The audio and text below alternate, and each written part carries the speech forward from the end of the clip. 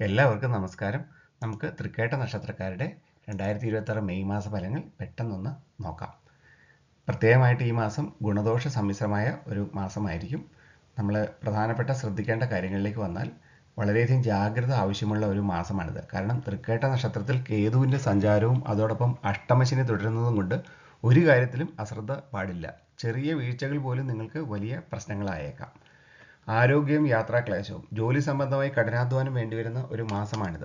അതോടൊപ്പം ദേഹക്ലേശത്തിനും ആരോഗ്യ പ്രശ്നങ്ങൾക്കും സാധ്യതയുള്ളതിനാൽ നിങ്ങൾ വ്യായാമവും ഭക്ഷണവും ഒക്കെ വളരെയധികം ശ്രദ്ധിക്കുക. ചിലർക്ക് വീട് വിട്ട് നിൽക്കേണ്ടി വന്നേക്കാം. ഇനി ബന്ധങ്ങളിലെ വിട്ടുവീഴ്ച. ദാമ്പത്യ ജീവിതത്തിലും പ്രണയത്തിലും ഈ മാസം വിട്ടുവീഴ്ചകൾ വളരെയധികം അനിവാര്യമാണ്. ചെറിയ ഈഗോ തർക്കങ്ങൾ വലിയ അകൽച്ചയ്ക്കൊക്കെ കാരണമായേക്കാം. അപ്പോൾ ആ കാര്യം നിങ്ങൾ വളരെ പ്രധാനമായിട്ടൊന്ന് ശ്രദ്ധിച്ചോളൂ. ഇനി പ്രധാന അവസരങ്ങളിലേക്ക് വന്നാൽ തൊഴിൽ പുരോഗതി. പാരമ്പര്യ തൊഴിലുകളിൽ ഏർപ്പെട്ടിരിക്കുന്നവർക്ക് വലിയ വളർച്ചയുണ്ടാവും.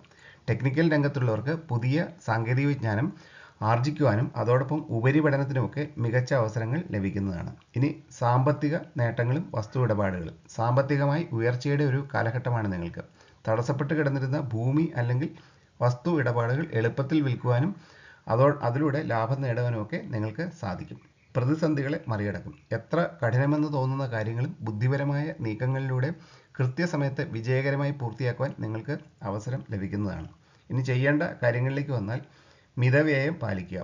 സാമ്പത്തിക നേട്ടങ്ങൾ ഉണ്ടാകുമെങ്കിലും അനാവശ്യ ചിലവുകൾ ഒഴിവാക്കി പണം സൂക്ഷിച്ചു വയ്ക്കുവാൻ ശ്രദ്ധിക്കുക.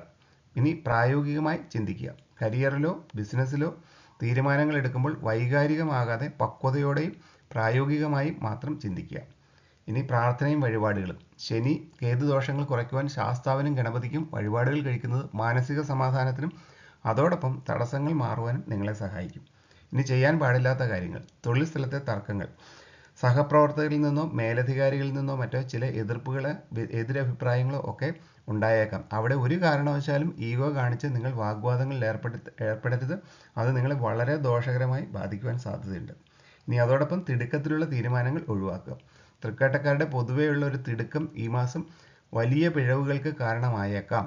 അതിനാൽ പുതിയ വലിയ നിക്ഷേപങ്ങൾക്കോ മാറ്റങ്ങൾക്കോ ഒന്നും ഈ മാസം മുതിരാതിരിക്കുക. വസ്തു സംബന്ധമായ കാര്യങ്ങളിലും ആ ഒരു കാര്യം നിങ്ങൾ ശ്രദ്ധിച്ചുകൊള്ളുക.